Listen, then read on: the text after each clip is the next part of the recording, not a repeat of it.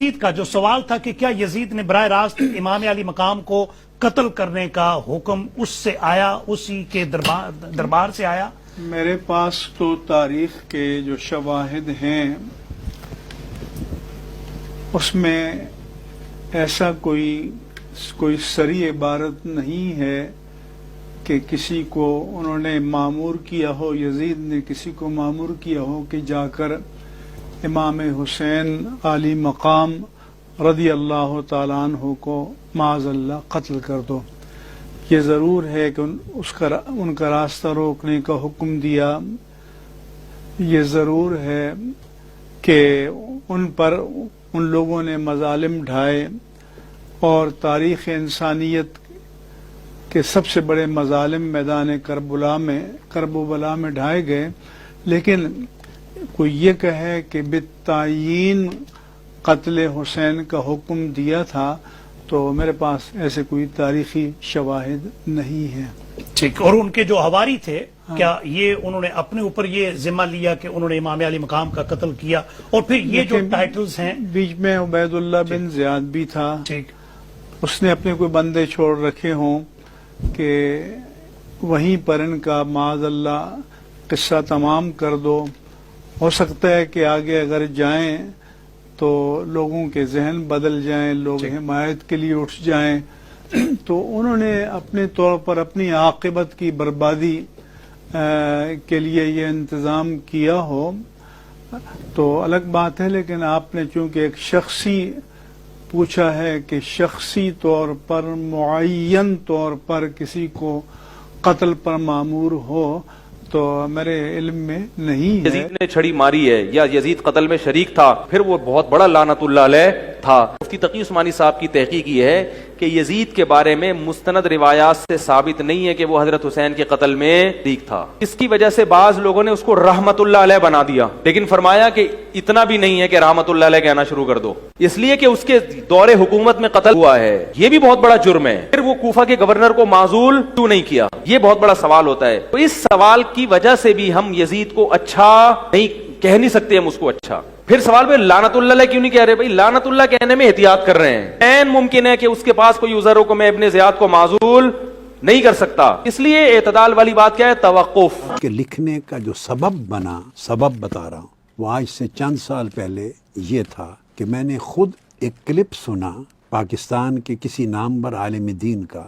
Interview में वो फरमा रहे थे कि यजीद से इमाम हुसैन के कत्ल का कोई हुक्म, कोई इशारा या राजी होना साबित नहीं है। ये सब इब्ने ज़ियाद ने किया था। मेरे रोंगटे खड़े हो गए। ये जब मैंने क्लिप सुना, अगले दिन मैंने कलम उठाया और इस किताब की तारीफ शुरू की। यजीद का कतई तौर पर इमाम हुसैन अलैहिस्सलाम को कत्ल करने का हुक्म साबित है बग़ैर शक व शुबा के, और सिर्फ कुतुब तारीख से नहीं, इमाम हुसैन अलैहिस्सलाम को कत्ल करने का हुक्म कुतुब हदीस से साबित है। और ये कहना कि वो इब्ने ज़ियाद ने करवाया, यजीद को खबर न थी, ये यजीद को बाइज़्ज़त बरी करने वाले लोगों को सोचना चाहिए कि क़यामत के दिन वो कहाँ खड़े होंगे।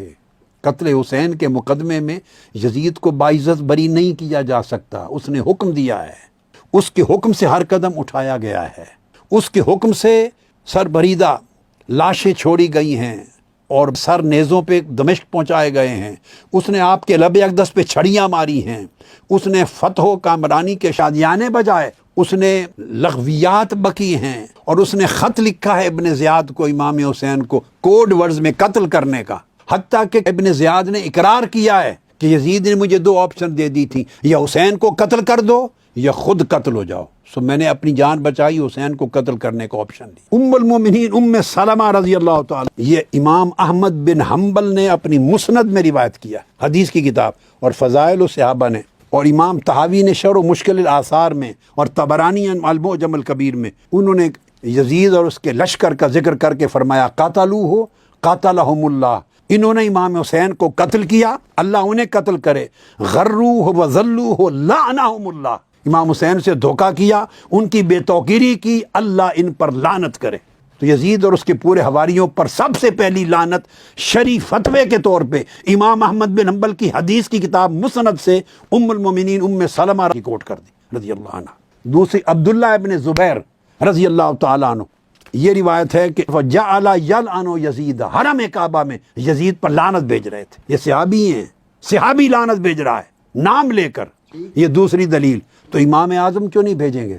امام اعظم رضی اللہ تعالیٰ عنہ کی طرف یاد رکھ لیں، نہ یزید پر لعنت کا قول منع منقول ہے اور نہ قول سکوت منقول ہے.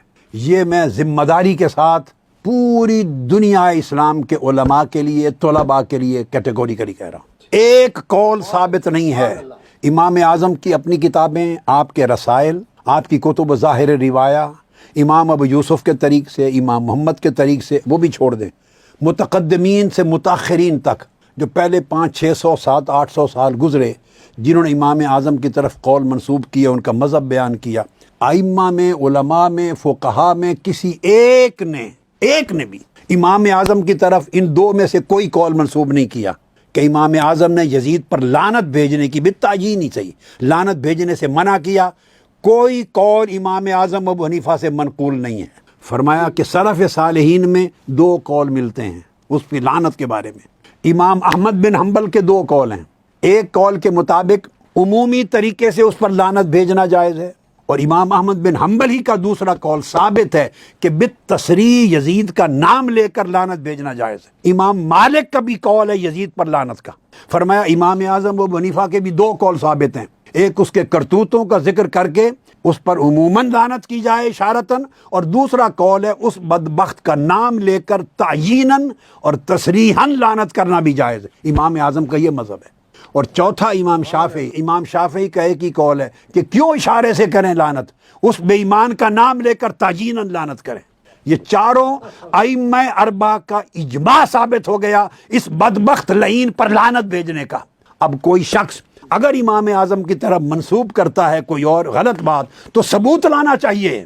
کس امام نے یہ قول امام اعظم کی طرف منسوب؟ اب میں یہ حوالہ دے رہا ہوں امام طبرانی، ان کی کتاب المعجم الکبیر، حدیث نمبر بھی نوٹ کر لیں 10590. عبداللہ ابن عباس رضی اللہ تعالیٰ عنہ کو حضرت عبداللہ بن زبیر نے خط لکھا کہ میری بیعت کر لیں. حضرت عبداللہ ابن عباس نے معذرت کر لی. اس پر یزید نے سمجھا کہ شاید مجھے سپورٹ کیا ہے. یزید نے حضرت عبداللہ ابن عباس کو خط لکھا. اس خط میں تعریف کی ان کی، اور تعریف کر کے کہا کہ میں آپ کو اپنا نمائندہ قرار دیتا ہوں، آپ نے بڑا کام کیا. اس لعین کے خط کا جواب دیا حضرت عبداللہ ابن عباس. انہوں نے جواب میں لکھا یزید کو کہ اترانی انسا قتلک حسینا، اے یزید، بدبخت یزید، تو مجھے دعوت دے رہا ہے اپنی طرف جھکاؤ کی، کیا تو یہ سمجھتا ہے کہ تو نے جو حسین کو قتل کیا میں وہ بھول گیا ہوں؟ یہ عبداللہ ابن عباس کے لفظ ہیں.